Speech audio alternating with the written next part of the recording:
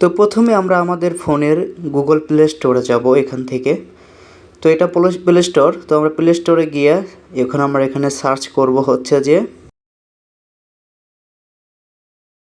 এখান থেকে আমরা সার্চ করব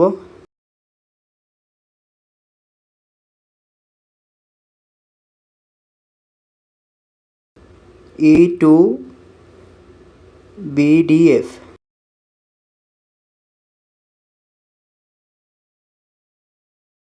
এভাবে সার্চ করার পরে আমরা এখান থেকে এটাকে ইনস্টল করে নেব, যে অ্যাপসটি আছে আর কি সেই অ্যাপসটি আমরা ইনস্টল করে নেব।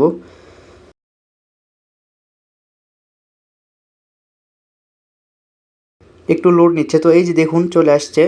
তো এই অ্যাপসটির লোগোটা একটু দেখে নিন, ঠিক এই অ্যাপসটি আমাদের ইনস্টল করতে হবে। তো আমার ইনস্টল করা আছে, আপনারা শুধু ইনস্টল করে নেবেন। তো আমি এখন এখান থেকে ওপেন করে আপনাদের দেখাচ্ছি যে এটা কিভাবে কাজ করতে হয়।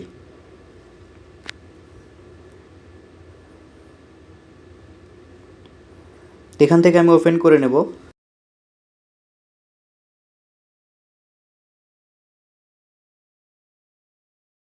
তো ওপেন হওয়ার সঙ্গে সঙ্গে এরকম দেখাবে। তো এখন থেকে আমরা একটু নিচে ক্লিক করব, ক্লিক টু দ্য কন্টিনিউ। তো আমরা নিচে ক্লিক করব এখানে। এখান থেকে আমরা ওপরে ক্লিক করে দেব। ওপরে ক্লিক করব যখন আমরা, তখন এরকম একটা ইন্টারফেস আসবে। তো এখান থেকে আমরা টিক মার্ক দিয়ে দেবো এক পাশে। তো নিচে আমরা হচ্ছে অনলি রিসিভ কল, আমরা দেখবো হচ্ছে রিসিভ কল, কোন কোন কল আমি রিসিভ করেছিলাম সেটা দেখবো আমি। তো এই জন্য আমরা অনলি রিসিভ কল দেখব। তো এই জন্য আমরা অনলি রিসিভ কল এখানে মেরে দিয়েছি।